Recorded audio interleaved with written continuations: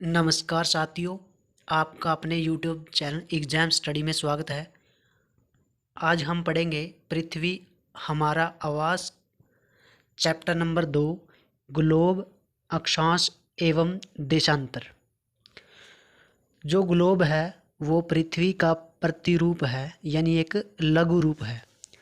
पृथ्वी जो है वो गोलाकार नहीं होती, जबकि ग्लोब गोलाकार अवस्था में पाया जाता है, यानी कि मानव निर्मित है। जो पृथ्वी की वास्तविक स्थिति है वो गोलाकार न होकर थोड़ी चपटी है और मध्य में थोड़ी उभरी हुई है। तो इस चैप्टर में हम पढ़ेंगे अक्षांश, देशांतर, अक्ष। तो चलिए शुरू करते हैं। हमारी पृथ्वी गोलाकार नहीं है। यह उत्तरी दक्षिणी ध्रुवों पर थोड़ी चपटी तथा मध्य में थोड़ी उभरी हुई है। और जो ग्लोब है वो पृथ्वी का लघु रूप में एक वास्तविक प्रतिरूप है, यानी कि पृथ्वी जैसा दिखने वाला एक प्रतिरूप है। जबकि पृथ्वी गोलाकार नहीं होती, ये ध्रुवों पर थोड़ी चपटी और मध्य में थोड़ी उभरी हुई होती है। ग्लोब विभिन्न प्रकार के हो सकते हैं, बड़े ग्लोब या फिर पॉकेट ग्लोब। बड़े ग्लोब है जिनको हम आसानी से एक स्थान से दूसरे स्थान नहीं ले जा सकते, और पॉकेट में रखने योग्य छोटे ग्लोब तथा गुब्बारे जैसे ग्लोब जिनमें हवा भरी जा सकती है एवं आसानी से एक स्थान से दूसरे स्थान पर ले जाया जा सकता है। पृथ्वी के समान किसी गोले पर किसी बिंदु की स्थिति का वर्णन करना कठिन है। यह प्रश्न उठता है कि इस पर किस स्थान की स्थिति कैसे बताई जा सकती है। इसके लिए हम कुछ बिंदुओं एवं रेखाओं के संदर्भ में की आवश्यकता होती है, जैसे अक्षांश या फिर देशांतर। आप देखेंगे कि एक सुई ग्लोब में झुकी हुई अवस्था में स्थित होती है, जिसे अक्ष कहा जाता है। यानी कि जो ग्लोब है सॉरी जो ग्लोब है, ग्लोब के अंदर मान के चलो ये ऐसी एक सुई है। तो इस सुई को एक काल्पनिक है, ये सारा पृथ्वी में ऐसा कोई सुई नहीं है, तो इसको क्या बोला जाता है? अक्ष बोला जाता है। क्या बोला जाता है? अक्ष। ग्लोब पर दो बिंदु जिनसे होकर सुई गुजरती है, यानी कि ये सुई है। एक तो ये ऊपर वाला हो गया उत्तरी ध्रुव और नीचे वाला हो गया ये दक्षिण ध्रुव। ग्लोब की सुई के चारों ओर पृथ्वी पश्चिम से पूर्व की ओर घुमाया जा सकता है, यानी कि पश्चिम से पूर्व की ओर घुमाया जा सकता है। लेकिन याद रखें, इन दोनों में एक अंतर है। वास्तव में ऐसी कोई सुई नहीं है। यह अपने अक्ष के चारों ओर घूमती है, जो एक काल्पनिक रेखा है। हम इस चैप्टर में जो भी जैसे अक्षांश और देशांतर पढ़ेंगे वो सभी काल्पनिक है, न कि पृथ्वी पर ऐसी कोई रेखाएं बनी हुई हैं। एक काल्पनिक रेखा है विषुवत वृत्त। ये विषुवत वृत्त है। ये पृथ्वी को दो पार्ट में डिवाइड करती है। जो इससे ऊपर वाला पार्ट है वो है उत्तरी ध्रुव, और जो इसके नीचे वाला पार्ट है वो है दक्षिणी ध्रुव। और जो ये विषुवत वृत्त हो गया, जो इसके समांतर है, यानी कि पृथ्वी पर जो पड़ी रेखाएं हैं उन्हें बोलते हैं अक्षांश। जो विषुवत के समांतर पृथ्वी पर पड़ी रेखाएं हैं, क्षैतिज अवस्था में है, उन्हें बोलते हैं अक्षांश रेखाएं। जो काल्पनिक रेखा है जो पृथ्वी को दो पार्ट में डिवाइड करती है उसे बोलते हैं विषुवत वृत्त कहा जाता है। पृथ्वी के उत्तर में स्थित आधे भाग में उत्तरी गोलार्ध और दक्षिणी वाले आधे भाग में दक्षिणी गोलार्ध कहा जाता है। ये दोनों बराबर के आधे भाग होते हैं, यानी कि जो उत्तरी पार्ट है विषुवत वृत्त के और जो दक्षिणी पार्ट है वो दोनों आधे, यानी कि बराबर आधे भाग हैं पृथ्वी के। इस प्रकार विषुवत वृत्त पृथ्वी पर एक काल्पनिक वृत्त बनाती है, जो विषुवत वृत्त है वो क्या है, काल्पनिक वृत्त है, यानी कि पृथ्वी पर ऐसी कोई रेखाएं नहीं है। ये पृथ्वी पर विभिन्न स्थानों पर स्थिति बताने का सबसे महत्वपूर्ण संदर्भ बिंदु है। विषुवत वृत्त से ध्रुवों तक जो स्थित सभी समांतर वृत्तों को अक्षांश समांतर रेखाएं कहा जाता है। अक्षांशों को अंश में मापा जाता है। आपको समझ में आ गया होगा अभी कि विषुवत वृत्त के जो समांतर पृथ्वी पर पड़ी रेखाएं हैं वो ही अक्षांश रेखाएं कहलाती हैं। विषुवत वृत्त शून्य अंश अक्षांश को दर्शाती है, क्योंकि विषुवत वृत्त से दोनों तरफ ध्रुवों के बीच की दूरी पृथ्वी के चारों ओर एक वृत्त का 1/4 है। अतः इसका माप होगा 360 अंश का 1/4 यानी 90 अंश। जैसे ये पृथ्वी है तो यहाँ से हम स्टार्ट होके ये एक पूरा चक्कर लगाते हैं तो ये 360 डिग्री बनता है। और जब इसको 1/4 यानी कि जैसे ये पृथ्वी है, ये कहना चाह रहा है कि जैसे ये विषुवत रेखा है तो इस पे जो एक अक्षांश होगा यहाँ से 1 डिग्री पर और यहाँ भी 1 डिग्री पर अक्षांश होगा तो इसके समांतर ये अक्षांश खींचा जाता है। और जो विषुवत वृत्त है वो शून्य अंश यानी कि जो ये है विषुवत लाइन ये 0 डिग्री को दर्शाती है। और जो उत्तरी ध्रुव है ये पृथ्वी होगी, ये विषुवत रेखा होगी तो 1-1 डिग्री करके ये अक्षांश खींचे जाएंगे। और जो ये अब कह रहा है ये जो उत्तरी ध्रुव है ये 90 डिग्री का होगा यानी कि 90 अंश का होगा। और ऐसे ही जो नीचे वाला पार्ट है दक्षिणी ध्रुव वो भी 90 डिग्री का होगा यानी कि 1/4 360 का 1/4 होगा। तो आपको ये बात क्लियर हो गई होगी। तो इस प्रकार विषुवत वृत्त के उत्तर की सभी समांतर रेखाओं को उत्तरी अक्षांश और विषुवत वृत्त के दक्षिण में जो नीचे तरफ है समांतर रेखाओं को दक्षिणी अक्षांश कहा जाता है। इसलिए प्रत्येक अक्षांश के मान के साथ उसकी दिशा यानी कि उत्तर या दक्षिण लिखा होता है। सामान्यतः इसे उत्तर या दक्षिण अक्षर से यानी कि ऊ और द, ऊ से उत्तर और द से दक्षिण अक्षर से व्यक्त किया जाता है। उदाहरण के लिए महाराष्ट्र में चंद्रपुर और ब्राज़ील दक्षिण अमेरिका में जो स्थित है वो क्या है 20 डिग्री अंश पर स्थित है। लेकिन चंद्रपुर विषुवत वृत्त के 20 अंश उत्तर में है जबकि बेलो होरिजेंटे विषुववृत्त के दक्षिण में स्थित है। यानी कि जो महाराष्ट्र में चंद्रपुर है वो तो है ऊपर की तरफ, जैसे ये पृथ्वी होगी ये विषुवत रेखा होगी तो यहाँ उत्तर में तो है चंद्रपुर और दक्षिण में जैसे ये 20 डिग्री अक्षांश है और ये दक्षिण में यानी कि दक्षिण में 20 डिग्री अक्षांश है तो यहाँ से पड़ेगा ये जो ब्राज़ील है। तो इस करके इनकी स्थिति दर्शाई जाती है कि वो विषुवत रेखा से ऊपर है या नीचे यानी कि उत्तरी गोलार्ध में है या दक्षिण में है। उम्मीद है आपको ये बात समझ में आ गई होगी। बात करते हैं उत्तरी गोलार्ध में कर्क रेखा यानी कि ये पृथ्वी है और ये ऊपर वाला पार्ट उत्तरी गोलार्ध है। जो ये लाइन है 23.5 डिग्री इसको बोलते हैं कर्क रेखा जो इंडिया से होकर गुजरता है। और जो विषुवत वृत्त के 66.5 उत्तर में उत्तरी ध्रुव वृत्त यानी कि जो नीचे 23.5 डिग्री है उसे बोलते हैं मकर रेखा यानी मकर लाइन। कर्क रेखा ये तो होगी विषुवत लाइन 0 डिग्री पे और इससे ऊपर 23.5 डिग्री क्या है कर्क रेखा। और जो नीचे है दक्षिण गोलार्ध में मकर रेखा 23.5 डिग्री दक्षिण है। और विषुवत वृत्त के 66 डिग्री उत्तर में उत्तरी ध्रुव वृत्त और विषुवत रेखा के 66 डिग्री दक्षिण में दक्षिणी वृत्त है।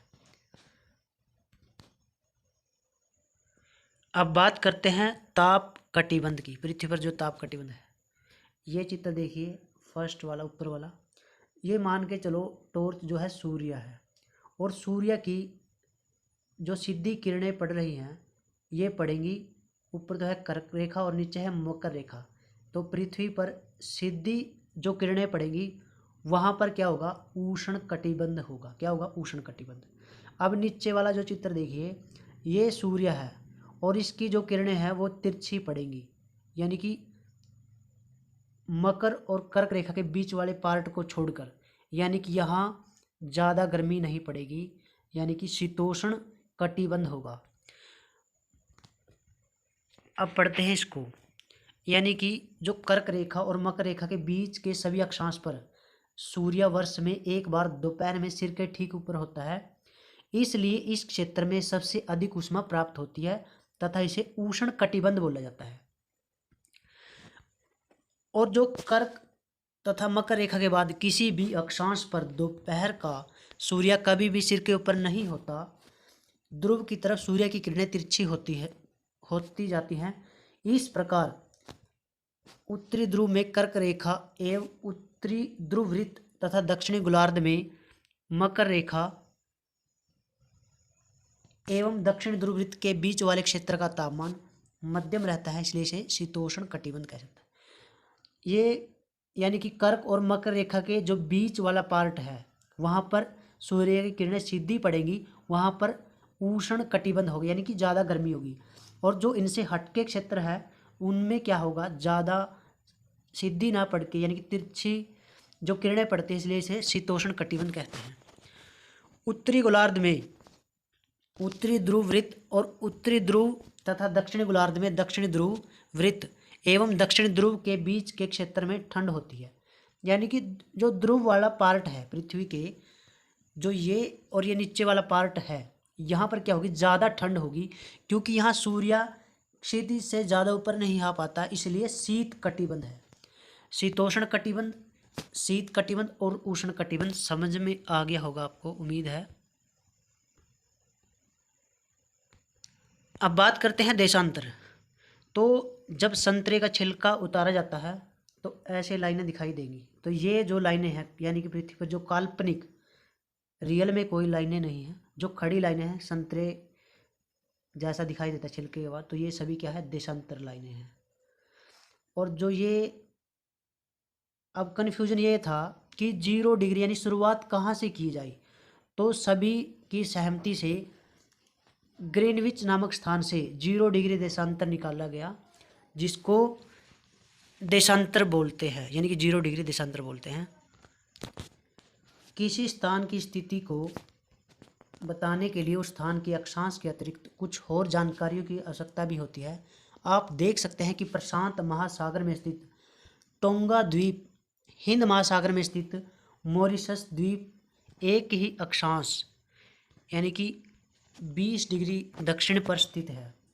उनकी सही स्थिति जानने के लिए यह पता करना होगा कि उत्तरी ध्रुव को दक्षिण ध्रुव से जोड़ने वाले संदर्भ रेखा से पूर्व या पश्चिम की ओर इन स्थानों की दूरी कितनी है। इन संदर्भ रेखाओं को देशांतरीय यमनोत्तर कहते हैं तथा इनके बीच की दूरी को देशांतर के अंशों में मापा जाता है। प्रत्येक अंश को मिनट अथवा मिनट को सेकंड में विभाजित किया जाता है। ये अर्धवृत्त हैं तथा इनके बीच की दूरी ध्रुवों की तरफ बढ़ने पर घटती जाती है एवं ध्रुवों पर शून्य हो जाती है, जहाँ सभी देशांतरीय यमनोत्तर आपस में मिलती हैं।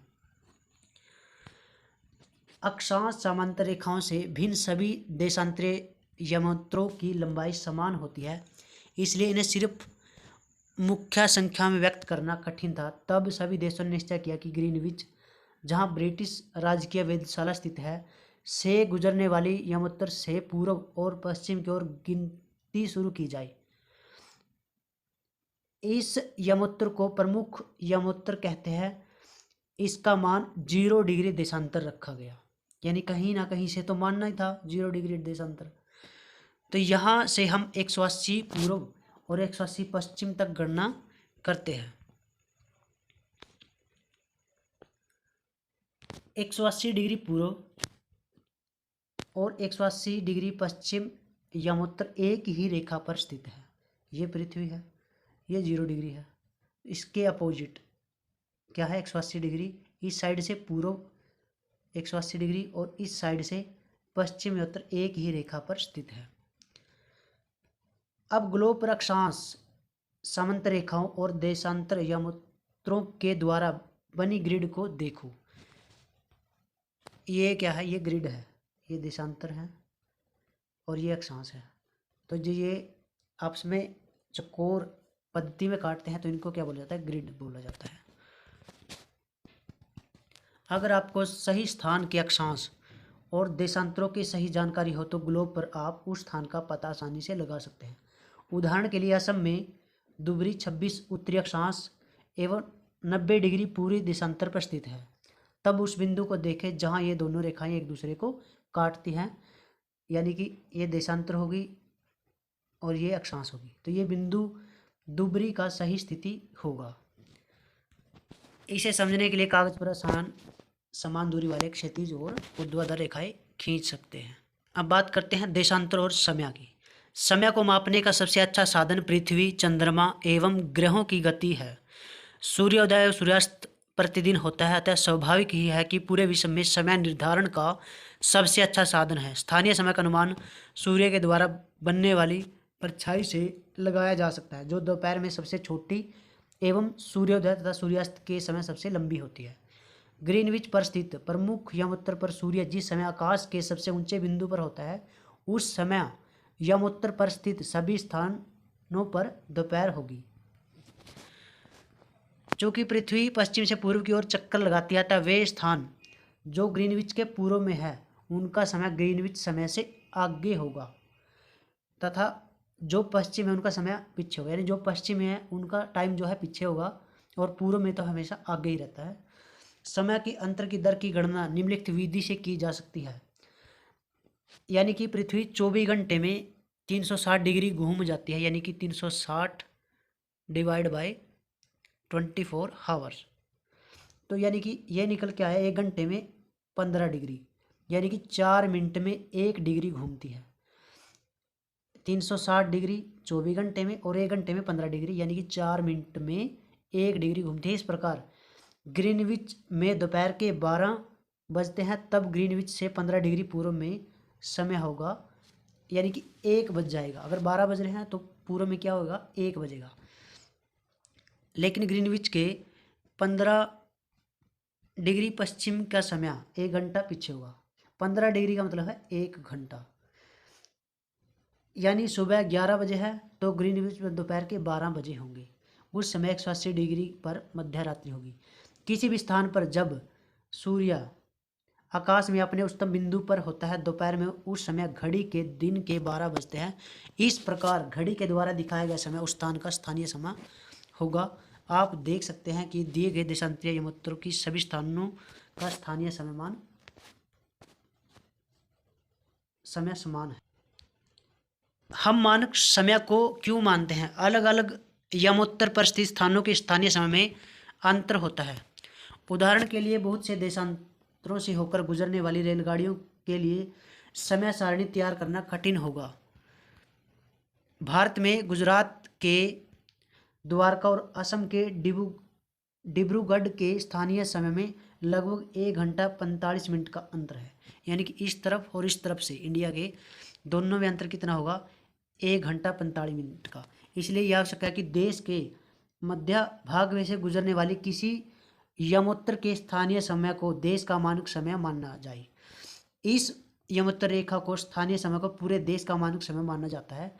भारत में 82.5 डिग्री पूर्व को मानक यमोत्तर माना जाता है। 82.5 डिग्री जो बीच का पॉइंट है वो माना जाता है। इस स्थानीय समय को पूरे देश का मानक समय माना जाता है। इसे भारतीय मानक समय के नाम से जाना जाता है। जो ये मानक समय है 82.5 डिग्री, ये ग्रीनविच से कितना है? 5.5 घंटे आगे है। तो कैसे इसकी कैलकुलेशन लगाई गई? यानी कि 82.5 डिग्री और यानी कि 1 डिग्री में 4 मिनट होते हैं, तो इसको 4 से मल्टीप्लाई करोगे तो ये आएगा 330 मिनट। 330 मिनट का मतलब है 5.5 घंटे आगे। इसलिए जब लंदन में दोपहर के 2 बजे होंगे तब भारत में शाम के 7 बजकर यानी 7:30 बजे होंगे। कुछ देशों का देशांतर विस्तार अधिक होता है जिसके कारण वहाँ एक से अधिक मानक समय अपनाए गए, यानी कि जो ज़्यादा बड़े देश होंगे उनका मानक समय अधिक मानक समय होगा, यानी कि कईयों में डिवाइड होगा। उदाहरण के लिए रूस में कितने मानक समय है? 11।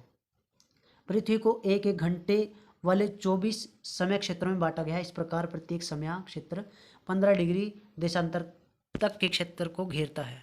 बात करते हैं अब क्वेश्चन आंसरों की अभ्यास के लिए। तो पृथ्वी का सही आकार क्या है? तो पृथ्वी का सही आकार क्या है? पृथ्वी गोलाकार नहीं है, थोड़ी चपटी है। और ग्लोब क्या है? तो ग्लोब पृथ्वी का एक प्रतिरूप है। कर्क रेखा का अक्षांशीय मान क्या है? कर्क रेखा का अक्षांशीय मान क्या है? तो 23.5 डिग्री उत्तरी अक्षांश। पृथ्वी के 3 ताप कटिबंध कौन से हैं? तो आपको बताया था उष्ण कटिबंध, शीतोष्ण कटिबंध और शीत कटिबंध। अक्षांश और देशांतर रेखाएं क्या है? तो क्या है? ये एक काल्पनिक रेखाएं हैं। अक्षांश जो है पृथ्वी पर विषुवत वृत्त के जो समांतर खींची गई रेखाएं अक्षांश है, और पृथ्वी पर जो ऊर्ध्वाधर स्थिति में है, यानी कि ये पृथ्वी है और ये ऐसे रेखाएं, इनको बोला गया है देशांतर रेखाएं। ऊष्मा की सबसे अधिक मात्रा उष्ण कटिबंध क्यों प्राप्त करते हैं? तो आपको पता है कि कर्क और मकर रेखा के मध्य सूर्य की जो किरणें हैं वो सीधी पड़ती हैं, तो इसलिए यहाँ पर ज़्यादा गर्मी है और उष्ण कटिबंध है। जब भारत में शाम के 5:30 बजते तो लंदन में दोपहर के 12 क्यों बजते? क्योंकि भारत की ग्रीनविच से 82.5 डिग्री जो मानक समय माना गया है, यानी कि 5.5 घंटे आ गया है। तो 82.5 डिग्री को अगर 4 मिनट से गुणा करोगे तो 330 मिनट आएगा। प्रमुख यमोत्तर का मान क्या है? यानी कि विषुवत का 0 डिग्री। और शीत कटिबंध किसके नज़दीक पाया जाता है? शीत, यानी कि जहाँ सूर्य का जो प्रकाश है वो कम होता है, तो ध्रुवों पर। देशांतरों की कुल संख्या कितनी है? 360 है। दक्षिण ध्रुव वृत्त स्थित है, तो दक्षिणी ध्रुव दक्षिणी गोलार्ध में स्थित है। ग्रिड क्या है? तो ग्रिड आपको पता है कि अक्षांश रेखाएं और देशांतर रेखाओं का एक जाल है। मकर रेखा, मकर रेखा कहाँ पर है? तो 23.5 डिग्री दक्षिण में मकर रेखा है। भारत का मानक समय कितना है? 82.5 डिग्री पूर्व, 82.5 डिग्री पूर्व। 0 डिग्री को क्या बोलते हैं? Greenwich, यमोत्तर Greenwich. देशांतरों के बीच की दूरी खालिस्तान की तरफ, यानी कि कहाँ पर घटती है? ध्रुवों पर। उत्तरी ध्रुव वृत्त कहाँ पर है? उत्तरी गोलार्ध में स्थित है। थैंक यू दोस्तों, इस वीडियो बनाने में बहुत मेहनत लगी है। प्लीज़ शेयर और सब्सक्राइब कर लें। Thank you.